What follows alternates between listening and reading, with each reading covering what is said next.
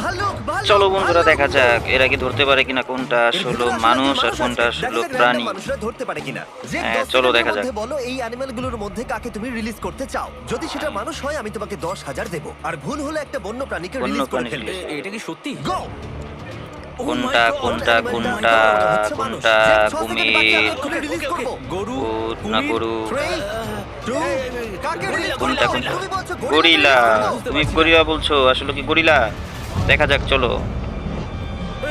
এই তো এটা তো ছুটে গেল।